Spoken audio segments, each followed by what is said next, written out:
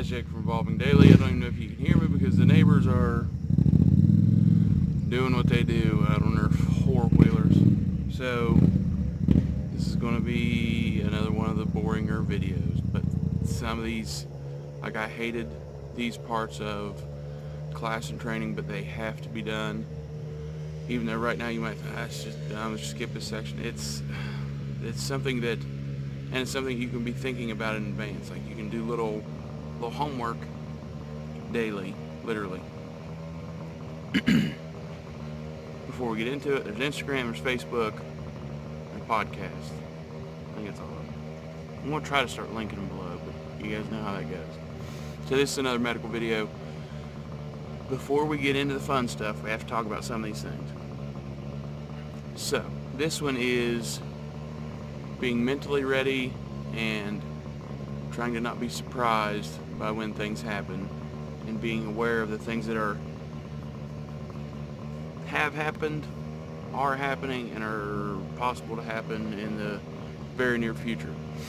So a big thing in, and I'm sure it's said different ways in different circles, anytime you do a practical in the West Virginia EMS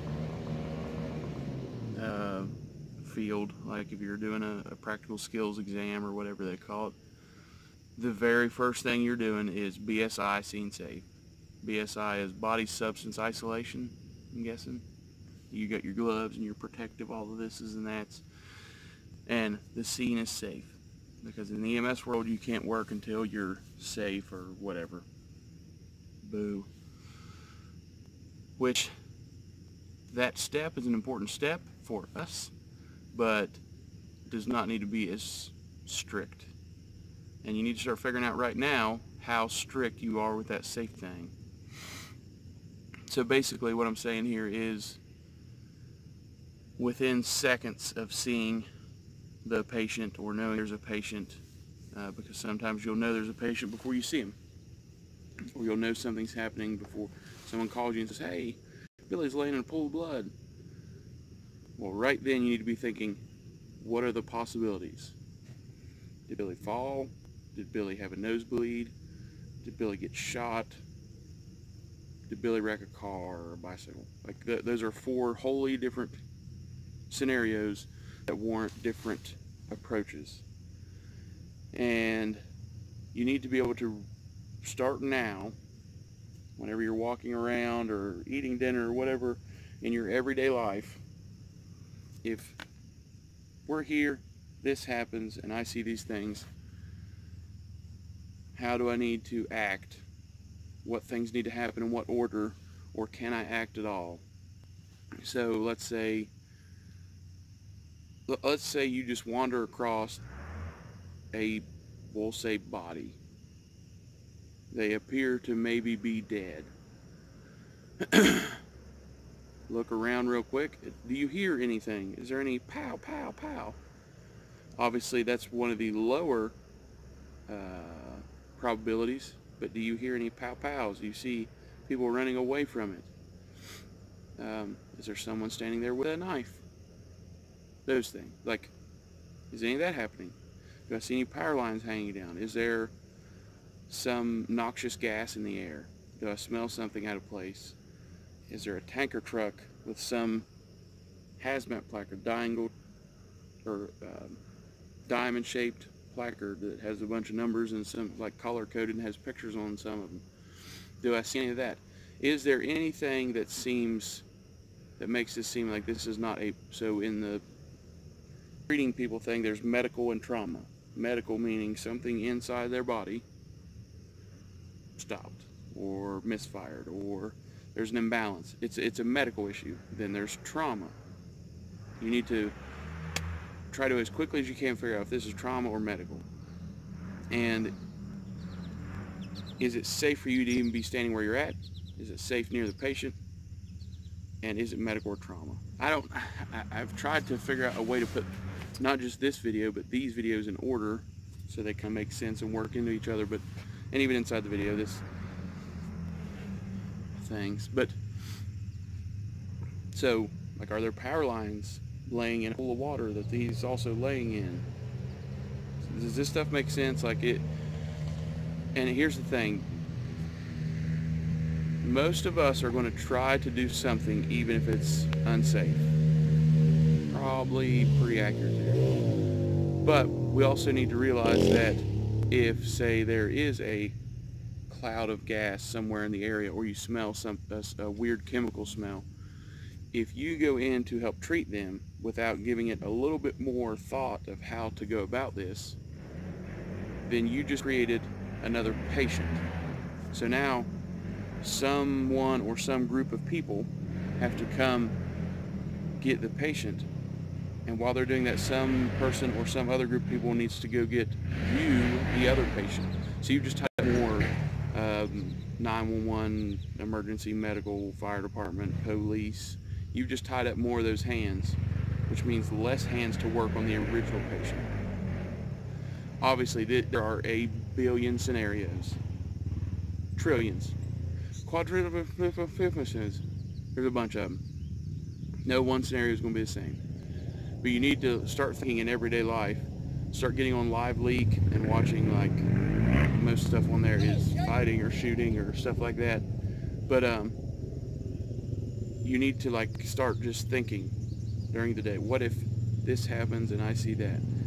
I could do this, I could do, you know, it could be, so the place I used to work, we had to do confined space training, hazmat training, etc., etc. This statistic could be blown out. It could be low, it could be high.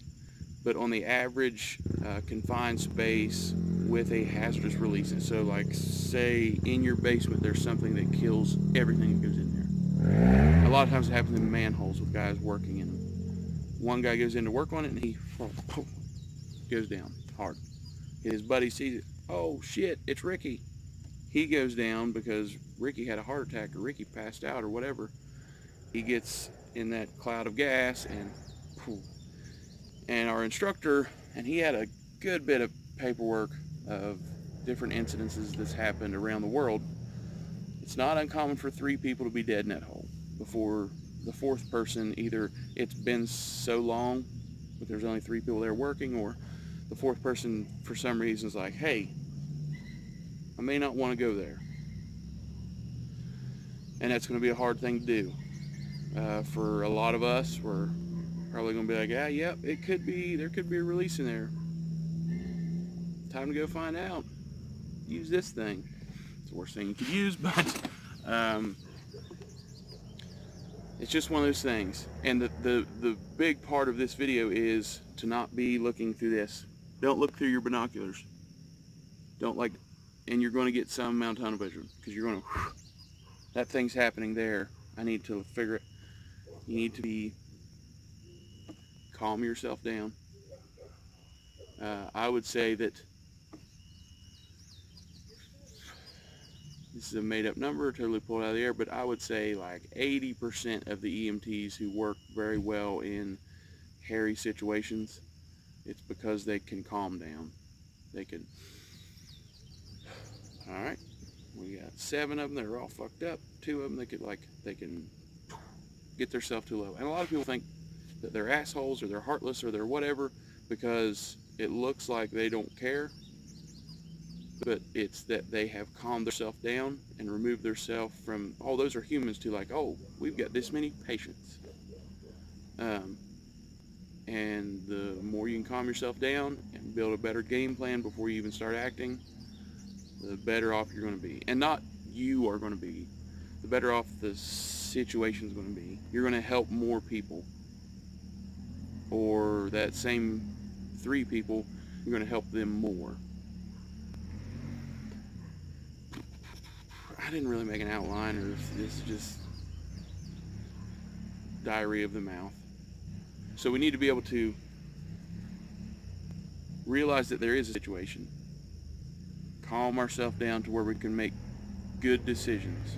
And sometimes you're going to make an unsafe, like, yep, I may, you know, it's a car wreck. I might tear my belly open or get all cut up on glass and twisted metal, pound myself down in there. Well, if you're going to be dumb, you got to be tough. I can get with her. You're going to make some bad decisions. not bad. To some people, you need to know.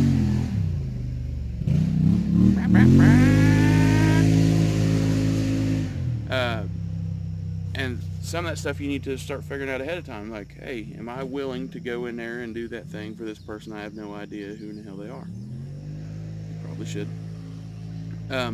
So we need to realize there's a situation. 'Cause a lot of people won't even realize there's a situation. People will still be standing around like, what happened? You need to be able to realize there is a situation. Bad things happened or are happening. Calm yourself down. Assess the big picture. Identify your hazards. And start an action plan now. And you can build that plan as you go. Sometimes your plan might be, well, this is pretty bad. Let's just start John Wayne in this shit and shoot from the hip. That may be your best thought out plan. Because if you wait another 10 seconds or another 5 seconds to be like, this here, that there, this thing, blah, it may have turned completely worse off. And I'm not saying treat or don't treat, or act or don't act, or retreat. It might be a time where that person there, but there is the building's getting ready to collapse, or there's a car getting ready to fall on them. Well, it may be that you get in there, slap a chest seal on, scoop up the patient and start working them to a better place. You know, you needed to do that one thing before you started moving them. It may be that you need to immediately start moving them. It might be that you think, hey man, I'm going to get in there and start working. I'm going to have this bystander watch that thing right there, and if it starts to move, I'm grabbing by the ankles and getting. I mean, it's just, there's no cut and dry answer to a bad traumatic situation, because something made that happen. It might be bees, people. Like, are you allergic to bees? Well, I'm going to tell you this. Maybe you're not allergic to a bee sting. But maybe you're allergic to 50 of them. Does that make sense? So, he got stung by a bee, he's allergic, and he piled up in this, swarm of bees. Your best bet is probably to get in there, grab them by something, and make it this way as far as you can. Just to get them out of that. I mean, there millions of scenarios, but it could be as simple as bees. It could be household cleaners. So I've went on 2 or 3 calls that involved little old ladies cleaning their bathtub, and they couldn't get that last little bit of whatever. So among all the different hosts of chemicals they used, at some point in time they used ammonia and chlorine. Negative, bueno. So it can be any situation. If there's a dead person laying on the ground, something made them dead. A lot of times it's going to be, not living the way they should have. Which I don't. I'm going to die earlier because things I do. Okay. But you need to be able to try to be able to recognize if it's something outside. Something not within inside of them. Electrocution, asphyxiation, I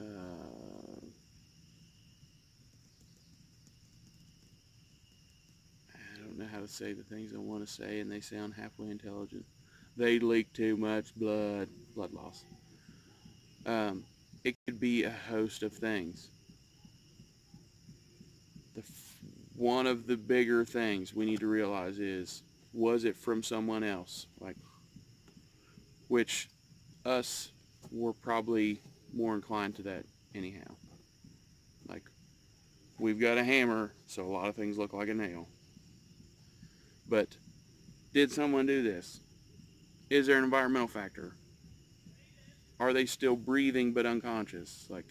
All these things have to be coming together like that.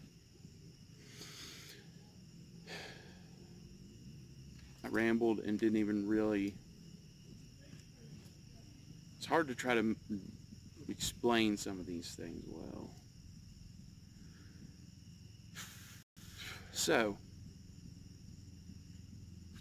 if anything in here made sense, practice it a little bit. When you're out in public, think about, hey, that could happen there. What could also hurt me when I go in to help that person? Or, etc., etc. I don't know.